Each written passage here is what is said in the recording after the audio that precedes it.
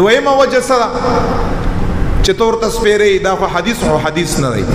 وی دویمه وجه دا ده چې په دغه میاشت کې محبوب کریم آقا علیه الصلاۃ والسلام مبارک بیمار شوی، بالکل بیمار شوی دی کې هیڅ شک نشته. په 27-28 سفر المظفر باندې بیمار شوی او بیماری کې شدت او تکلیف پیدا شو، سخت بیمارو.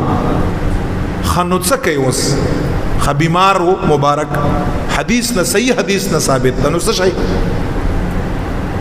زبدغه انسان نبی یو سوال وکم چې حضور مبارک نعوذ بالله د هغه د بیماری د وجه نه چې پکې بیمار او په دې میاشت کې او ما او تا ورته نعوذ بالله سپیره میاشت یو سپیره د دې د وجه نه، نو حضور مبارک خو بیا په ربیع الاول شریف کې وفات شوی دی. نو وفات لویه خبره ده او که بیماری لویه خبره ده.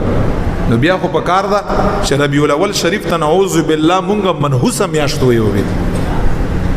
څوک ورته منحوسه میاشت دي؟ وفات سخت د مرض نه. بیا د هغې نه وروستو آسان سوالونه ستاسو په ذهن کې اچوم. داسې میاشت راته وښیه چې په هغې کې څوک شخصیت وفات نی، او داسې میاشت راته وښیه چې په هغې کې څوک شخصیت بیمار نی. په صحابو کې، په اهل بیتو کې علیهم السلام، په انبیاو کې، په تابعینو کې، په اولیاو کې.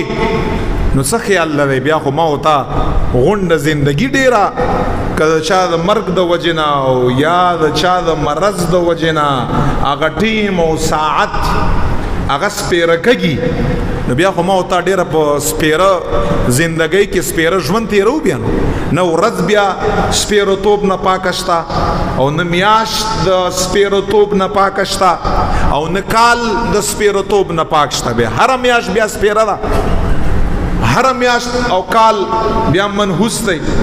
نو دی وجه نه دا نعوذ بالله دا د سپیرتوب څه وجه نه ده چې حضور مبارک پکې بیمار دی، هغې د وجه نه دی میاشت سپیره ویل کېږي نعوذ بالله. داسې نبی علیہ السلام په ربیع الاول شریف کې هم بیمار و، ربیع الاول شریف نه پس وفات شوی هم په همدغه میاشت کې دی. غوث پاک رضی الله تعالی عنہ پسې بیا ربیع الثانی میاشت کې وفات شوی دی.